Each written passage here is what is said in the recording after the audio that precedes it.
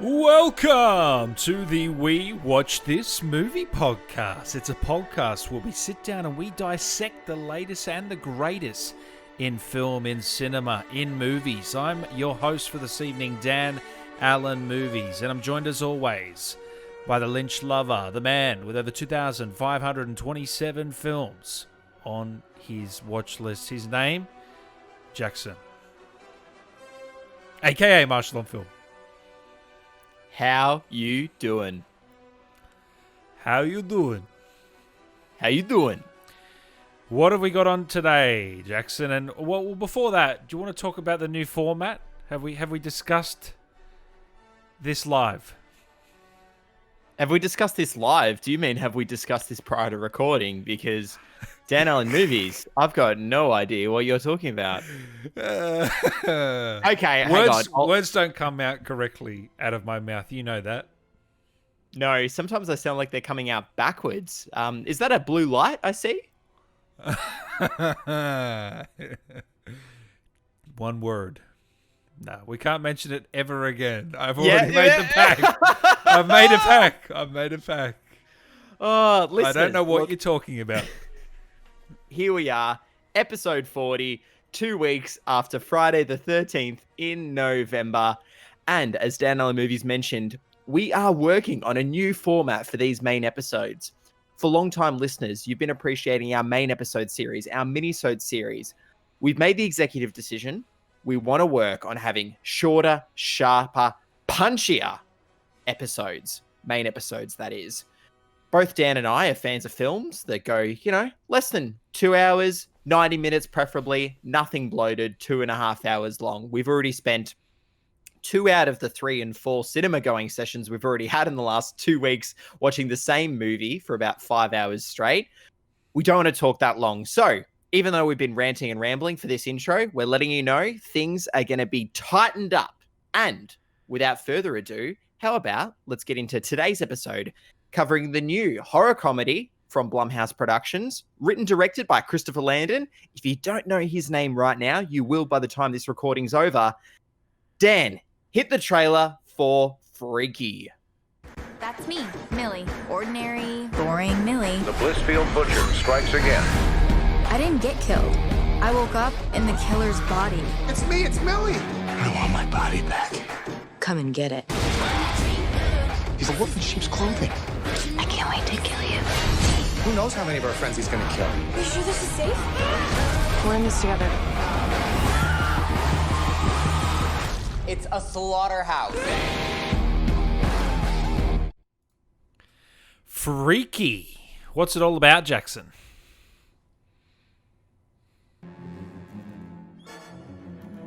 "17-year-old Millie Kessler spends her days trying to survive the bloodthirsty halls of Blissfield High and the cruel actions of the popular crowd.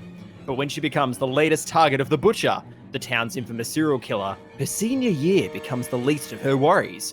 When the Butcher's mystical dagger causes him and Millie to wake up in each other's bodies, the frightened teen learns she has just 24 hours to get her body back before the switch becomes permanent and she's trapped in the form of a middle-aged maniac forever.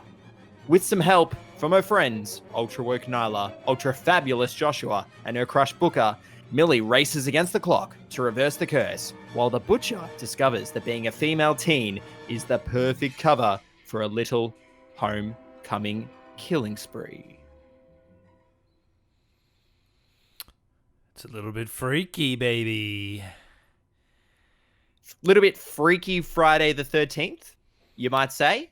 Is it a For our remake? listeners, well, it could be. For our listeners who weren't aware of what that music was under the synopsis, and thank you so much, DJ Dan Allen, for queuing that up just tremendously throughout that read. That was some of the iconic theme music from the Friday the 13th series. You may have heard the and that shows up in this soundtrack because Dan said it. This could be a remake, could be the sequel that we never got, and certainly the first 10 minutes of Freaky are probably the best Friday the 13th sequel since maybe, I don't know, part 5? Dan, lay it on me. You were a bit hesitant going in to see Freaky. What was your initial reaction as the credits rolled? This was our first movie since Fight Club that you and me saw together. Just the two of us. The two of us. You and I. And we went in with low expectations. Well, I did anyway, because Blumhouse, not notorious for 10 out of 10 films. But I didn't actually know the director of this was from Happy Death Day, which I actually thought was a good film. The first one, haven't seen the second. And went in and we had a ball, didn't we? We were laughing, a lot of the way through this one. And I would say it leans heavily towards the comedy rather than the horror elements, which was the way to go, wasn't it? If they went for the horror elements over the comedy, it wouldn't have worked as well. And Vince Vaughn steals the show again. He is playing a 17-year-old girl in his body, and he just does it so well. He's perfect, and some of the scenes are absurd. One in particular, we were crying of laughter, and it was one of the funniest scenes we've seen all year, wasn't it? Absolutely. Dan, a little bit like you, while I had heard some of the reviews going in, so I was a little more confident, and while I haven't seen Happy Death Day, I'd heard some of the buzz around Christopher Landon as a director, as a writer, as a creator, and a filmmaker. And yeah, this was easily the best experience you and I have had at the movies, not only since they've reopened, but easily all year as well. And pardon the pun, but Freaky is a bloody good time. He did the screenplay for Disturbia, which a lot of our listeners would know. Shia LaBeouf. The Shia LaBeouf film is where he ends up, it's like the Rear Window remake, right? Yeah, and he also did, I believe, Paranormal Activity, a couple of them from memory. So he's dabbled in this thriller horror genre before, but he never went full, with the comedy element. So he did nail. Although, actually, I shouldn't say that. Happy Death Day had a similar vibe. Actually, a very similar vibe. Now that I think, have you seen Happy Death Day 1 or 2? Well, just as I said about 60 seconds ago, I haven't seen Happy Death Day. But I'm Dan, a really good listener. I'm so glad to why? hear that you're listening. You know why?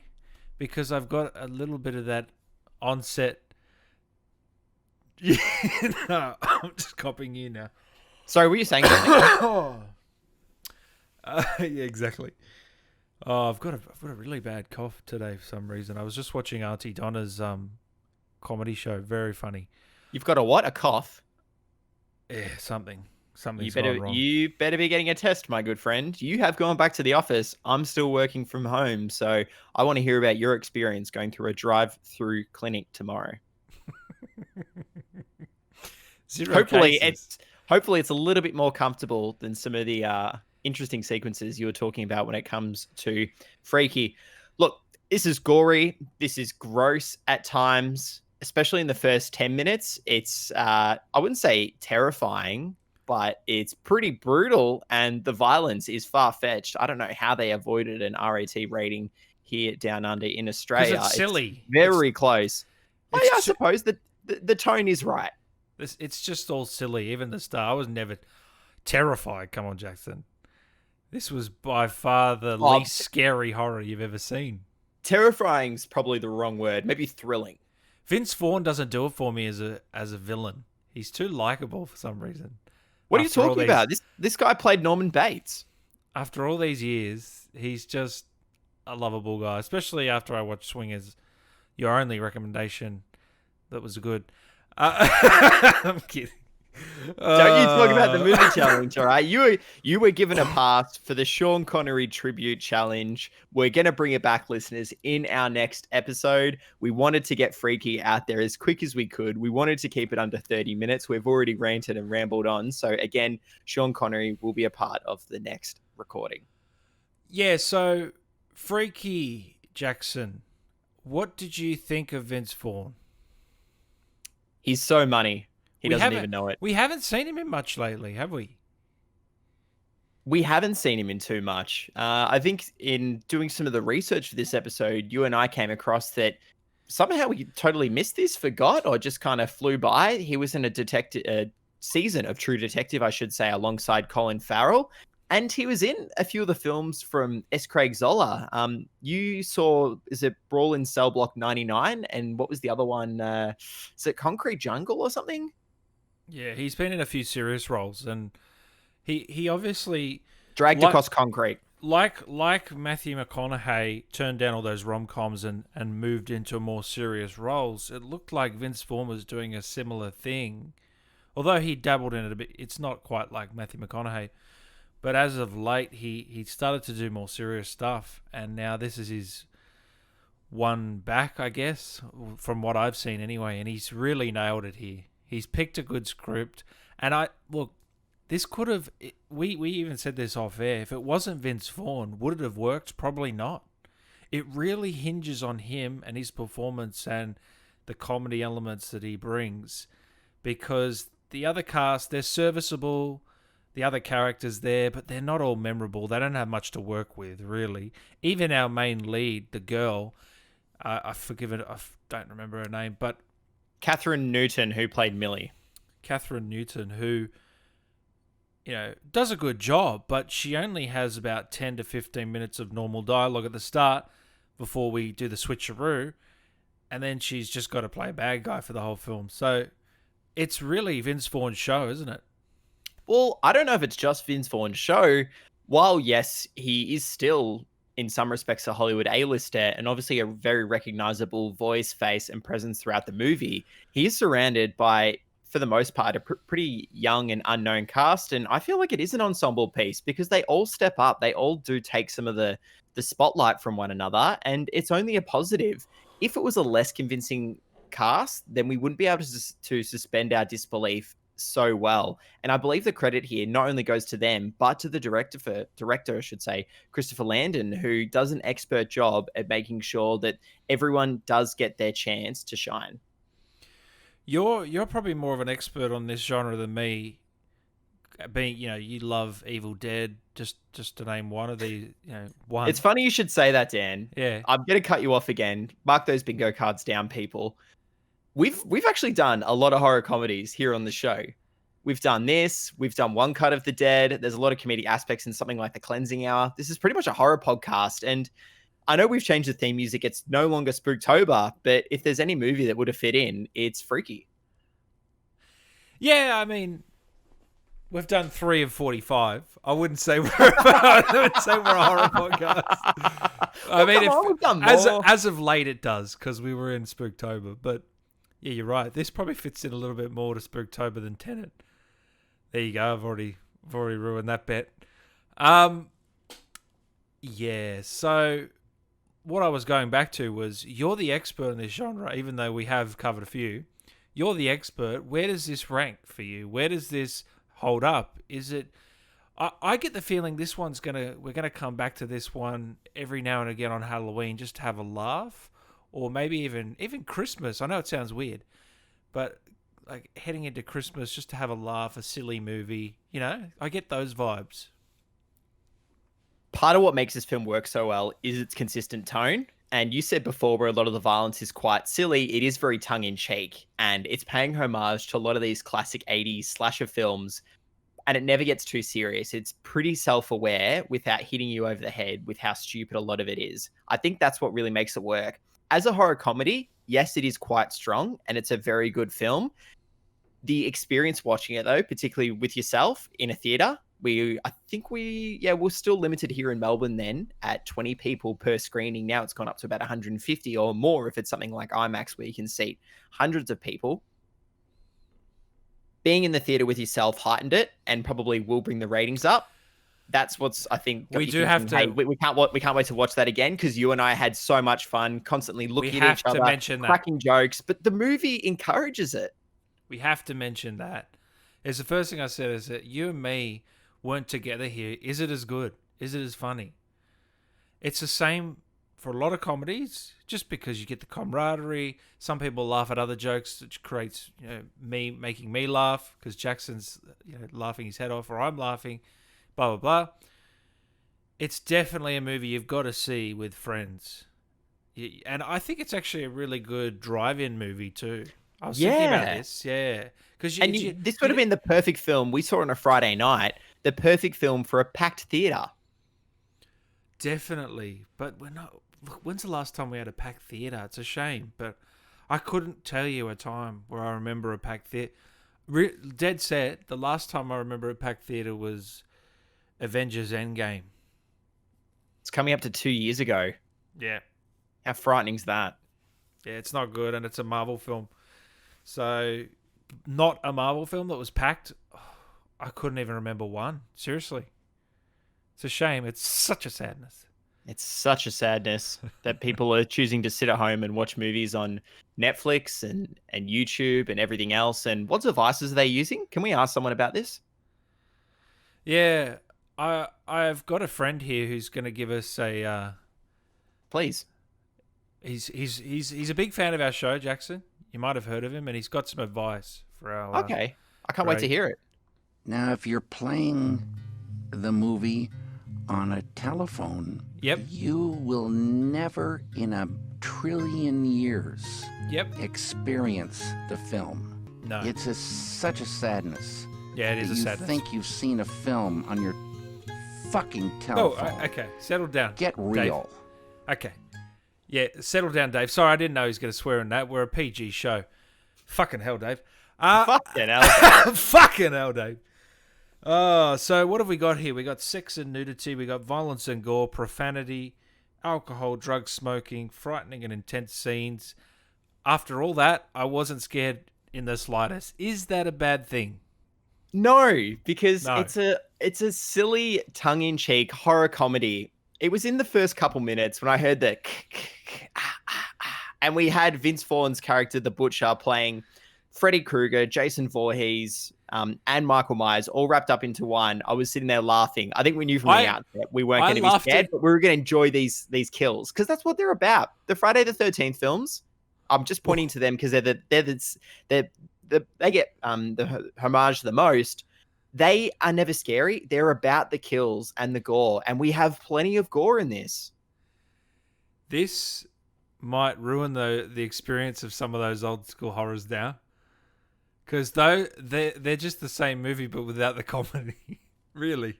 Yeah, exactly. No, 100%. And they're not all It seriously classics. might ruin it. Don't you think?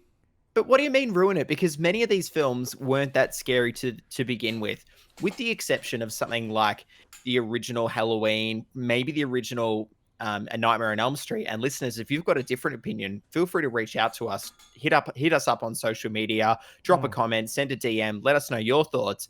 But those, especially the sequels, aren't particularly scary. They just so happen to have gore and creative and inventive ways of doing kills, which is what we get here. We have Alan Ruck, who's here from Ferris Bueller's Day Off. Now, what seems like 40 years later, he gets cut in half with a table saw. Like, I don't care we're not in spoiler territory. I was thinking there's no way this is going to happen. We see it. It's clean. Fuck yes. I've got some info here. The first title of the film was Killer Body, which then got switched to Freaky Friday the 13th, which then got switched to Freaky. So obviously, it's not a remake, but it's definitely in the gaming terms, would you call it a remaster? Don't roll your eyes, mate. Come on. I'm trying really hard not to have a crack at you here, Dan Allen Movies, and I'm impressed that you've done research for once, so I'll let it slide. Just this one time. Just this one time. Yeah, if you call it research. You're definitely not looking down at the phone. I don't even remember him playing Norman Bates. I've tried to say this before. I know. In. You know who directed this? This was Hold a shot. Stop. No, you hold on. Christian Bale. That one. That's American Psycho. You're so close, buddy. I'm even wearing. Look at this. I've even got the full kit on, people. Video cards. YouTube, check it out. I thought you were talking about that. Okay, go on. 1998. Gus Van Sant, as in Gus Van Sant from Good Will Hunting. He directs a shot-for-shot remake of Alfred Hitchcock's Psycho. And who does he cast as Norman Bates to replace Anthony Perkins? He casts fresh off Swingers and The Lost World, Mr. Vince Vaughn. How did that go down? Do you know? Not well, I'm imagining. Can you imagine Vince Vaughn playing a serious serial killer? No. You've hit the nail on the head, mate. Yeah, right. What do you think of the name the what is it? The big Blissfield Butcher? Bay City Butcher? I'm going to keep butchering it until we get it right. The Bayfield Butcher. You just butchered me. do you know the name? When they said it, I laughed because it sounded so like generic and. I guess that's the point. It's the point. I know. It's the point, but I'm just saying. And the town's called Blissfield because, of course, it's called Blissfield. Nothing's bliss because there's a serial killer on the loose. It's like Hubie Halloween. Of course, they're in Salem, and of course, it's going to be Halloween time because Salem witches. Oh, I can't believe I just referenced that. I need to wash my mouth out with water. It was really well edited. I thought really neat package. Everything meant something or was serving the plot, and it never dragged. Like, it was a really tight package. I have to commend them on the editing. Jackson, do you have the box office numbers for us? Because I know we're in COVID, so it's probably not going to be great, but I do want to hear what this has raked in. I'm hoping it's a little bit more than what I'm thinking. Absolutely, Dan. It's a great call out. Again, people, COVID-19 pandemic, everything's dismal right now, so it's hard to call out. Just quickly on the editing, I was impressed with a lot of the cinematography, and for something that's such a low budget, which we'll talk about in a moment, the cinematographer Laurie Rose, who's most famous for working with Ben Wheatley, who's done A Field in England, High Rise and Free Fire, a lot of great movies there, check him out. He does some pretty cool stuff. But anyway, onto the box office. This was produced by Blumhouse, Mr. Jason Blum. We know him. We don't really love him, but that's okay. Production budget reported $6 million. Quite low, especially considering the cast we have with Mr. Vince Vaughn. It's grossed so far worldwide in the first 2 weeks, we are recording quite early here, $9.6 million. And it's reported that Universal, who are distributing this movie worldwide, have spent an estimated $8 million promoting the film. So in order to turn a profit, it's got to get 15 million, right? Just to make its money back. If it weren't COVID, we can see that happening opening weekend easily, right? Yeah. Do you reckon it's going to crack it? Without COVID, it would have come out in Halloween. It would have had a strong probably $10-12 million opening and then funneled to probably 20, 30. It opened in the US on Friday the 13th. So I still reckon they would have locked that date down. Yeah, definitely. 9 million. It seems a little soft, but the US is still not going out, are they? What's the number one in the US? It wasn't good either. Like, usually in the US, every week, the top film will be at least 40 mil, right? Bare minimum. If you're talking a Marvel film, 100 plus, right? But what we're seeing at the moment is like 10 to 15, not even less. I think I saw Tenet at the top at 6 million for 1 week.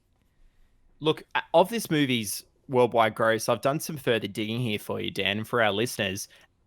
Of the 9.6, it's actually made 6 million at the domestic box office, meaning in the US and Canada, and it released Veterans Day weekend, which is a public holiday weekend there. Typically, just before Thanksgiving, Veterans is a pretty big movie-going weekend, so that proves that they're just not going, which is unfortunate. Over there, they're hitting record spike numbers with COVID-19, new cases of 200,000 every day, which is tragic stuff.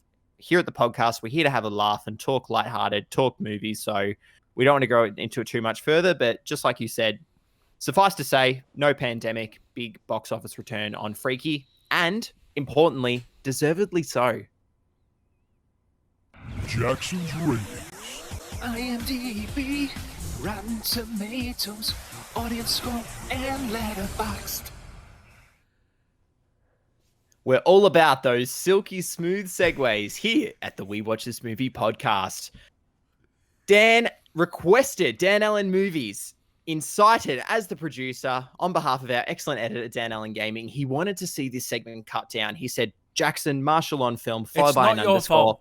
If you're going to get these episodes under 30 minutes, first of all, you've got to stop rambling. That's already impossible. We've only got 4 minutes left, Jackson. We'll take plan B, which was cut down the ratings. Dan Allen Movies, this one's for you. IMDb, so far for Freaky, 6.9 out of 10 from 3,022 user ratings.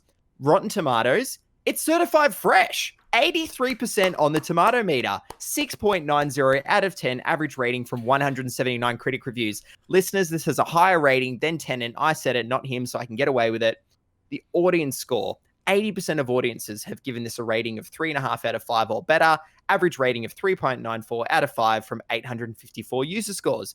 Metascore of 66 from 34 critic reviews. And finally, just to round out the segment, your favorite, not ours, please sponsor us. We love you. Letterboxd, 3.4 out of 5. It's been logged by 5,970 members, rated and given stars by 5,125 of them, and liked by 1,975 members. If you caught any of those numbers, good for you. Pat on the head. I'm going to slow down. Whew.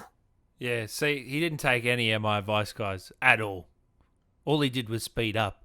So can you please, everyone out there, send him a message. Just tell Jackson to cut out the audience score, and we don't need Metascore. We need IMDb, we need Rotten Tomatoes, and we need Letterboxd. The three big boys. Hold up. You put audience score in your jingle. Yeah, but we can always edit that. What do you mean? We never edit these shows. Oh, how does it go? Rotten audience score. Oh, yeah, but I never said Metacritic. So we can get rid of that. There we go. We'll compromise.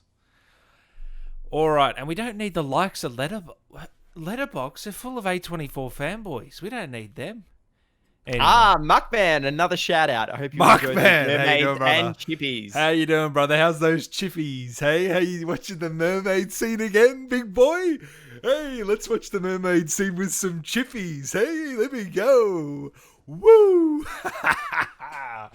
I'm going to go watch Midsummer with my choc toppy. Here we go.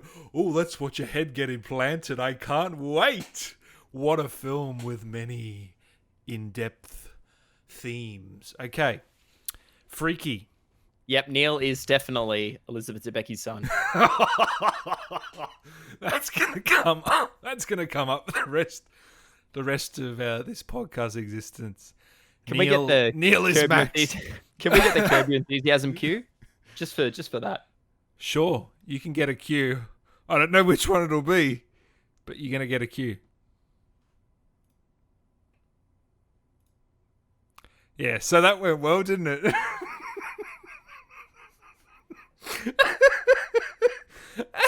Hey Jackson, here's one you haven't heard in a while already. What's your favorite pizza? Find out. Hold on. I just had you on mute. What's your favorite pizza? Oh, that's a good question, Dan. Let's find out. It's Margarete. Antonio Margarete. Margarete. Margarita. All right, Jackson. Final ratings for Freaky. Dan is going to start us off. He's going to kick us off with a bang. It was a 6 out of 10, I'll be honest, but we had such a good time. We had a lot of laughs. I've bumped it to a 7. Freaky. Hey! 7 out of 10. I'll take that for a win. You know what, Dan?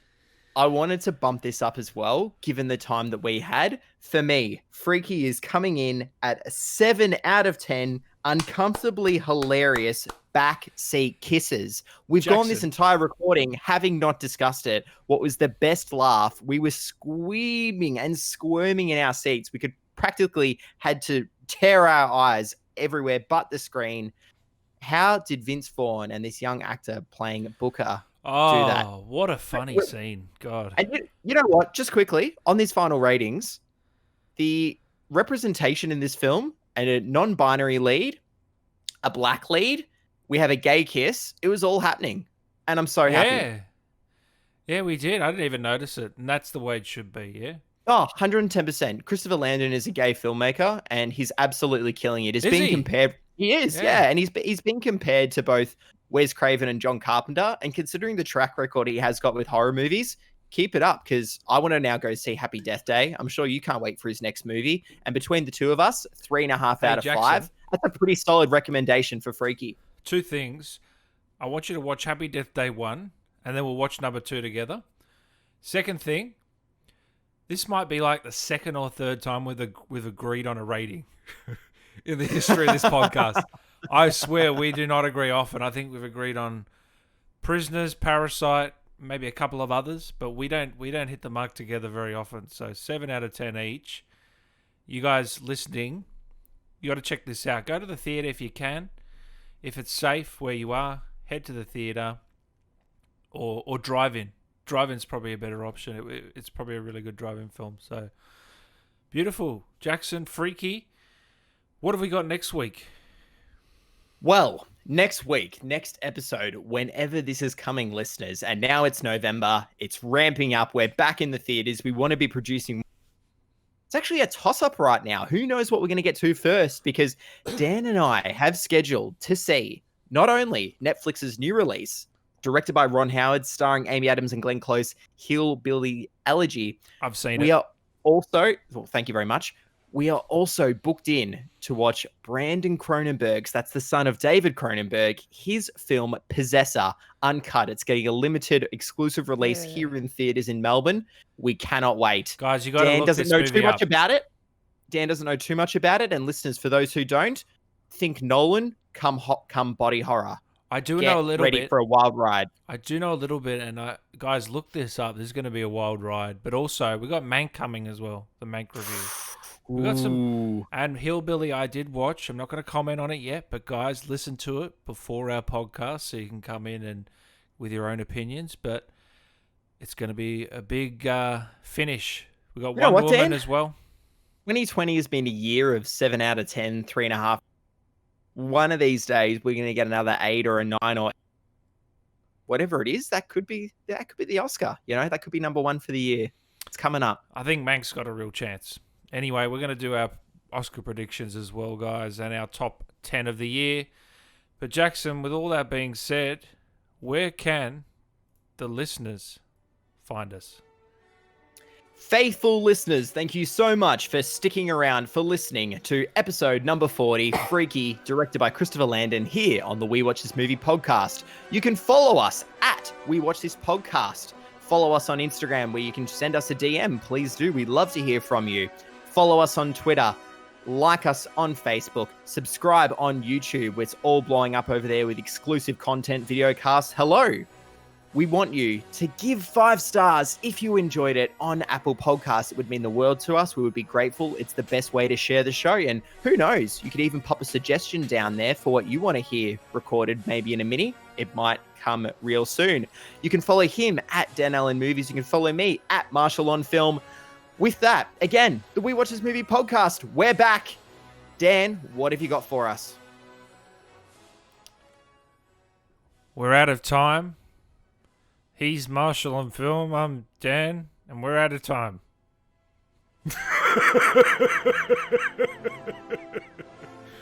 See you later, guys. Have a good one. It's been fun, huh? It's been fun. Sorry, can you turn this up? Yeah. It's too loud? I'll turn it free. So yeah. See ya.